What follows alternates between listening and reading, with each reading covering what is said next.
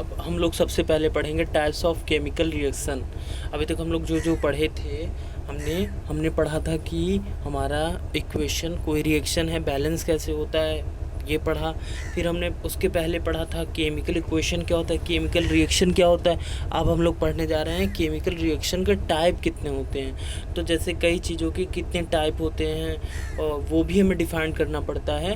तो types of chemical reaction, तो इसका डेफिनेशन ये है, chemical reaction involves the breaking and making of bonds between atoms to produce new substance। मतलब कि जब 2-3 आपके मॉलिक्यूल या एटम आपस में मिलकर एक पूरा का पूरा प्रोडक्ट बनाते हैं या 2-3 प्रोडक्ट बनाते हैं, तो वहाँ पर अलग अलग तरह के आपके रिएक्शंस होते हैं। वहीं पर हम टाइप ऑफ केमिकल रिएक्शन का यूज करते हैं।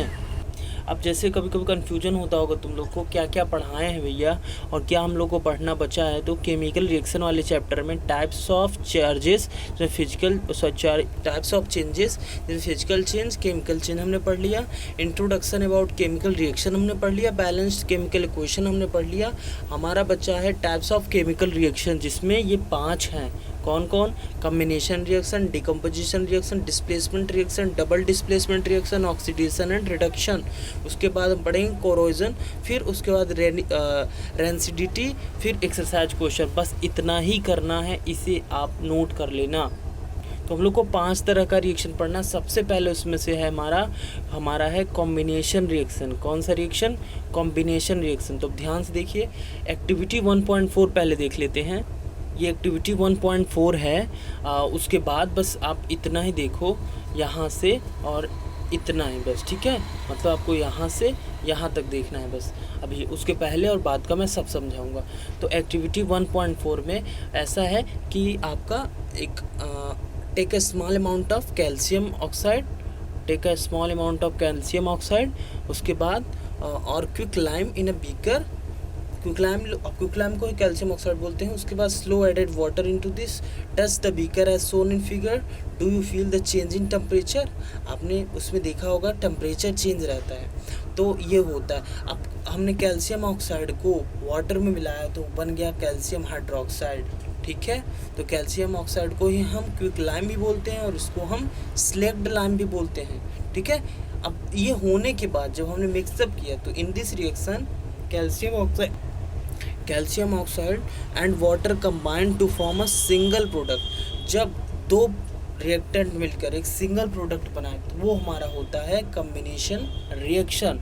अब इसकी थ्योरी देखते हैं। आपने एक्टिविटी देख ली, तो कम्बिनेशन रिएक्शन की थ्योरी ये है, व्हेन टू और मोर सब्सटेंसेस, वो 2 और मोर सब्सटेंस या तो आपके एलिमेंट होंगे या तो आपके कंपाउंड होंगे। When 2 or more substances combine to form a single product, then this reaction are called combination reaction। जब 2 से ज़्यादा आपके एलिमेंट या कंपाउंड मिलकर एक सिंगल प्रोडक्ट बनाते हैं, तो वो क्या होता है? कम्बिनेशन रिएक्शन होता है। क्या होता है? कम्बिनेशन रिएक्शन होता है। उसके बाद सम रिएक्शंस ऑफ कम्बिनेशन रिएक्शन, मतलब कुछ रिएक्शन है जो कि आपके कम्बिनेशन रिएक्शन, जैसे अभी हमने 1.4 का ही देखा था। CaO कैल्शियम ऑक्साइड सॉलिड है, वाटर में हमने मिलाया था, COH का ओल्ड बेस बन गया जो एक्वस फॉर्म में है ये। तो here calcium hydroxide releasing a larger amount of heat. याद रखना, जब ये बनेगा तो एक हीट जनरेट, तभी तो कहा ना टच करो तो तुम्हें हीट फील होगा। तो ये समझ के रखना, ये और ये जब बनेगा तो एक हीट जनरेट होगी, उस बीकर में हीट जनरेट होगी। मतलब कहाँ पर? मैं बता रहा हूँ, यहाँ पर आप टच करोगे तो हीट जनरेट होगी, ठीक है। तो ये हो गया। और सेकंड पॉइंट क्या है हमारा? सेकंड है, जैसे मान लो उसी का क्वेश्चन, ये क्वेश्चन तुम्हें याद रखना है, ये वाला। ये जितनी भी रिएक्शंस हम लिखेंगे उसको याद रखना है आपको। एग्ज़ाम में ऐसे आएगा कि आपको कॉम्बिनेशन रिएक्शन की डिफिनेशन और एक एग्जांपल लिखिए। तो आप चाहे तो कोई भी लिख देना, लेकिन याद सब रखो। कभी कभी ये 2 दे देंगे और ये पूछ लेंगे, ठीक है, तो याद रखना है। तो दूसरा है COH का whole twice aqueous plus CO2 मतलब कार्बन डाइऑक्साइड, हमने मिक्सअप किया तो ये प्रोडक्ट बना। तो ये जो बना हमारा, ये सेकंड वाला प्रोडक्ट